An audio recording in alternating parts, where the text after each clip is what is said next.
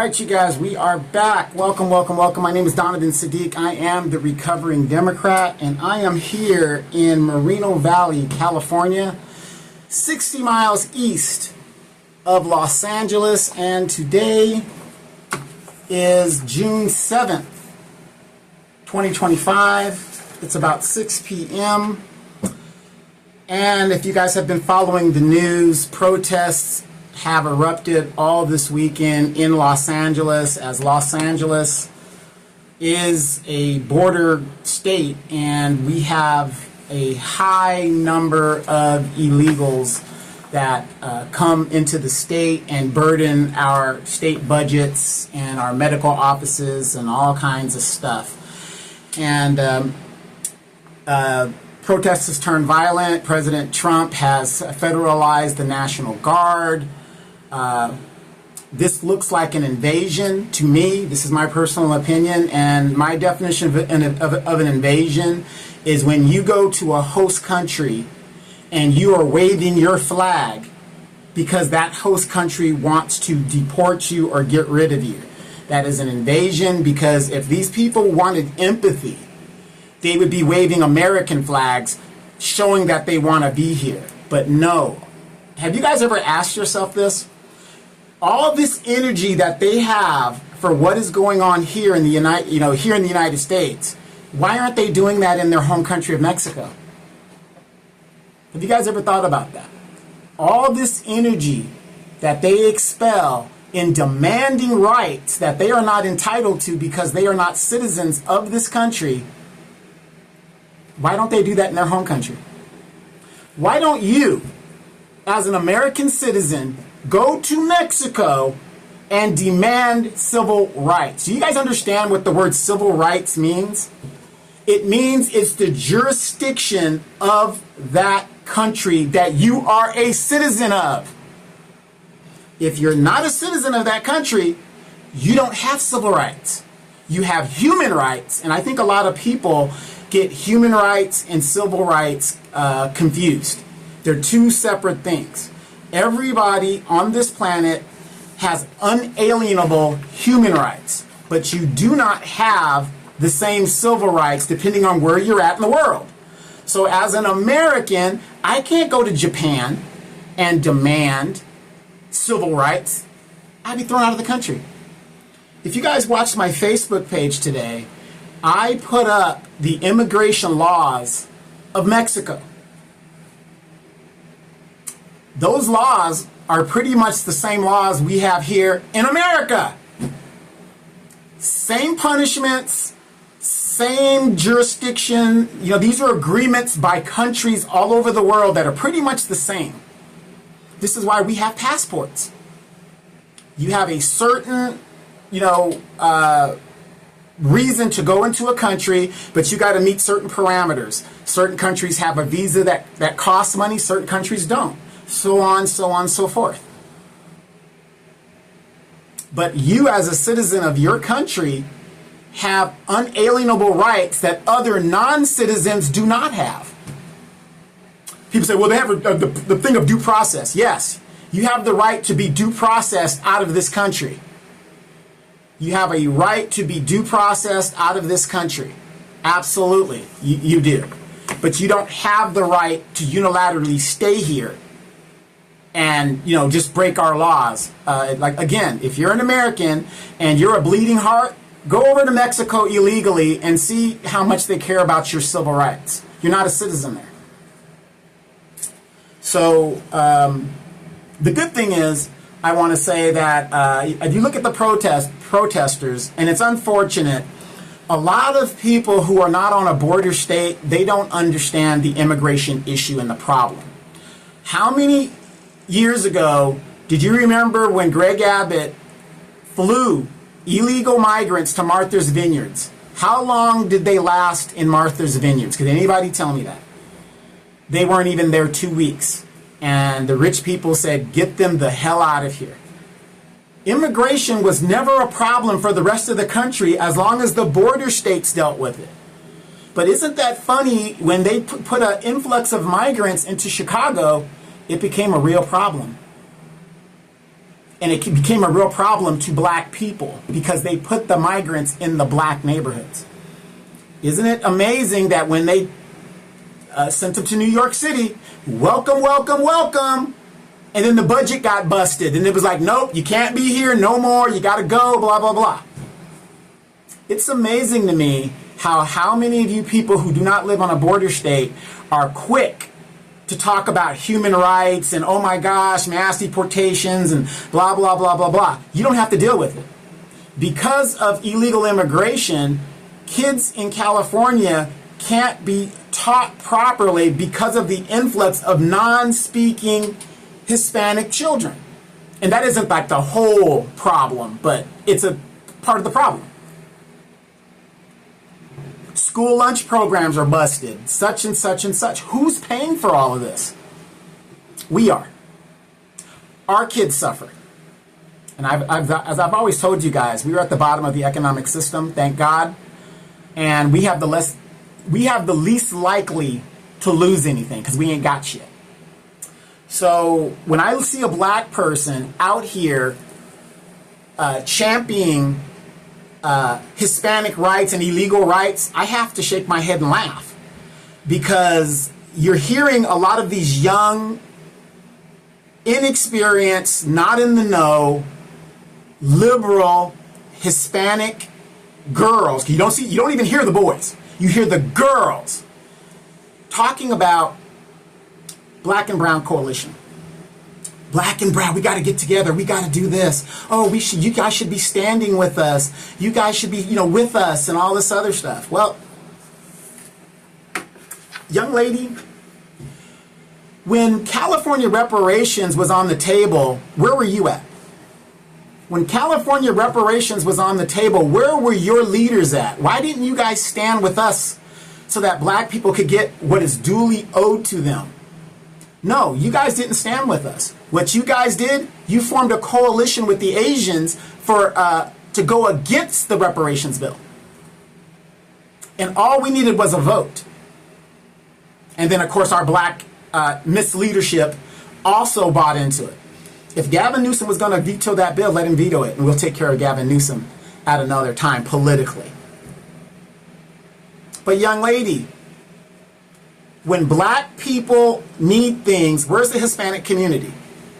I've been on this earth for 55 years, and I have never seen the Hispanics or any other group come to the defense or the assistance of black people when it comes to things that black people need to survive. Oh, I don't want to talk about race. Oh, I don't want to deal with that. I don't want to, you guys got all the excuses why, but you are here because of black people fighting and dying for civil rights. And now you have the nerve to use civil rights as a rule to why illegal people should be in the country. And I said people, I didn't just say Hispanic, because we know there's other groups. Should be in this country. A country that you came here willingly, that has already been built by black people. But when we need assistance, you guys are nowhere to be found. So I will say this to black people that, in general, that are like myself, that are watching with our popcorn and going about our day. Because people are waking up more and more and more. So again, young lady, get educated. Please get educated. The black revolutionary in Mexico that helped you guys fight Maximilian, you guys killed him soon after and got rid of him. But, and again, know the history of the Latin culture. The Latin culture is very racist. You got the white Cubans, you got the white Mexicans, you got the black mestizos. Look at how the Latin culture treats their darker skinned brethren and sisters. These are facts. I don't have to make this up. So you guys, I'm Donovan Sadiq. I am the recovering Democrat. As you guys know, Demetra Kay is on vacation with her family. They have an annual family gathering, and they're on a cruise somewhere, and I made sure that Demetra K's black card from California got taken because, you know, now she is in Texas. So we don't want her back, all right? I'm running the show now. Demetra K is not here, so there's nothing she can do about it. She probably doesn't even have a signal to even know that this show is going on. But I'm going to tell you guys, I was going to eat her lunch the other day. Because you guys do know, I taught Demetra everything she knows. I own all rights to Demetra K.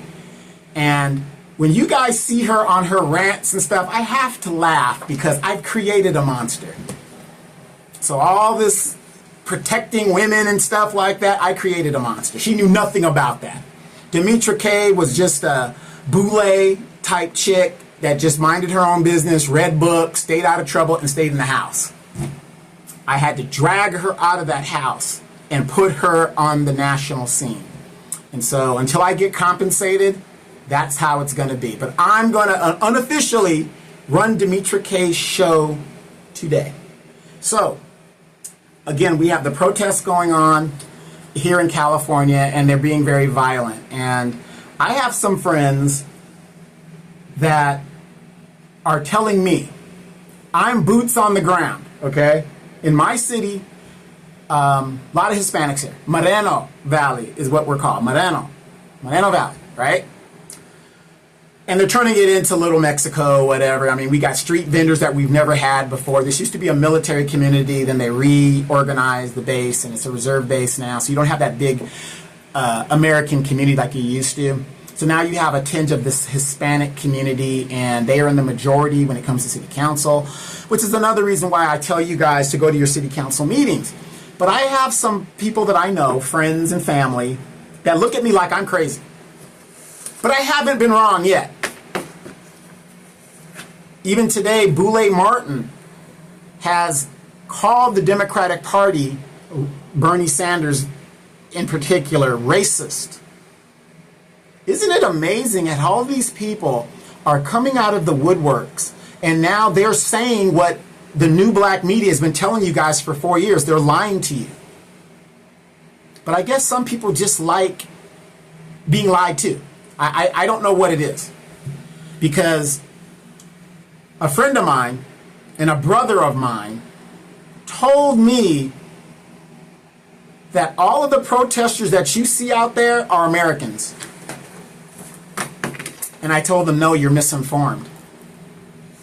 10% of all of citizens in Los Angeles are undocumented. 10% or more. According to the federal statistics, they say about 10%, give or take. But it's more than that, especially since the Biden administration. These are facts. If the federal government says it's 10, I'm telling you it's more than that, especially since the last 4 years of Biden. So my friend doesn't even live in the state. And a lot of my friends don't even live in the state, but they're telling me, don't believe my lying eyes. They're watching whatever CNN, MSDNC, whatever these outlets that they watch that have been lying to them for 4 years. And they're still believing the lies. I just don't get it. I don't understand. If somebody lied to me for 4 years, I'm going to look at them totally different. They're going to have to come with some kind of evidence to show me any different. So in my situation, I'm boots on the ground. I am on the West Coast. I am in California. I am 60 miles east of Los Angeles. Basically, this is Los Angeles East. Because people that come and can't afford and been gentrified out of Los Angeles, they usually end up in my city. Okay? Usually. Majority of them end up here. You look at the license plates and you see Pacoima, La Palma, Long Beach. You just see all of the plates where these people have come from, and they've migrated out here because they've been gentrified out of Los Angeles. And we have all the traffic of Los Angeles now. We have a Los Angeles mentality. We just don't have the buildings and the urban congestion of Los Angeles. You know, we don't have a lot of big buildings and historic long buildings. We have old buildings here, but my city only came into existence in 1984. So we are a fairly young city. So we're about 41 years old. And I was here when I wasn't here physically, but I'm still a resident. I predate the city. So that would make me a what? City elder, I guess. That's how you would look at it. But yet these people who live on the East Coast, down south somewhere, they're telling me that the protesters that they see on TV are American citizens. You're wrong. You are absolutely wrong. Most of those people that you see on TV are illegals and their family supporters. And notice they're mostly younger people. It's almost like they're interviewing 21 and 25-year-olds, just real young, inexperienced, liberal, type people. They're not interviewing older people, because if you guys really knew what was going on here in California and you lived in a border state, people that have lived in a border state understand what's happening here. You would know that yes, most of those people that are out there are illegals or their family supporters, these young first or second generation of American youngsters that are trying to support them and like, oh, my family and it should be this way, whatever. But if you talk to the more established Hispanics and Latinos, they don't want these people here. They don't want them here. And here's why. It's not that they don't want them to not be here. The point is they went through the process the right way. And now we're just letting criminals, rapists, whatever else, gang members just come over the border. And a lot of the Latinos here in Southern California, even Northern California, have a lot of resentment for that. But see, if you've never lived in a border state, you wouldn't understand the dynamics of how it works. Do you guys know how long it takes to get citizenship? It could take up to 10 years. And a lot of these Latinos, these older Latinos, my age and older, a lot of them did it the right way. They took the classes, they did everything they had to do, and when they finally, got the green card, stayed a legal alien for 8, 9, 12 years, whatever it is, and they did it the right way. So they have a lot of animosity toward these people that have come here. And so the people that you see on the news that is being very violent, that is fighting the police, this is the criminal element that has been allowed to come over into the border states. Not everybody that came over is a criminal. That ain't what I'm saying. But a high population of MS-13 and so on is here. And these liberal first and second generation Hispanics are defending the bullshit because they're into that culture. That's what the culture is basically telling them. That American, hood culture. That's what it teaches them. That's why they're getting tattoos on their faces and stuff, that style. It's not for me to say if it's right or wrong. I'm just telling you guys how it works. If you don't live in a border state and you've never lived in a border state, you don't understand the dynamics. I have 4 neighbors right now, 4 neighbors that have been here for over 20 years that are still not citizens of the United States because they came here illegally. I've got neighbors that are here because their kids were anchor babies. So again, Operation Mockingbird, CIA control of the media to create a certain narrative, this is what it is doing. If you don't know what you're talking about, I don't know what to tell you. But if the media has lied to you for the last 4 years, how the hell can you tell somebody who lives in that very environment we're wrong? I don't know how you could do it. But it's easy when you're sitting in your, I guess, your gated community, and you don't see the quality of people that come into your neighborhood. Ask people in Chicago. Ask people in Texas. Ask people in Atlanta. Ask people in California. And I bet you we will all be saying the same thing. When you let an influx of these people come into the country, look at all the resources, instead of going to the citizens of the country, that went to non-citizens. And now we have to spend money to get these people out of here. And I'm going to say this, the majority of black people are staying out of it. But I have to question, when I see and hear black people that are defending and making excuses for these illegals that are here. Is everything going to be perfect? No, everything is not going to be perfect. But the fact of the matter is, why are you defending people that will not defend you? They will not defend you. You got reparations bills in Chicago, Atlanta, California, Maryland. Where was the Hispanic community? Where were the Hispanic leaders? Saying, yeah, we're going to give it to them. Yeah, we're going to do that. I think as a black person, you look damn foolish defending people who will not ally with you. We've tried to ally with them, but they're like, oh, no. Let the black man have his problem and deal with his problem. We're going to deal with our problems. You're dealing with people who come from a culture that racism is very strong and prevalent. They're even killing the mestizos in some situations.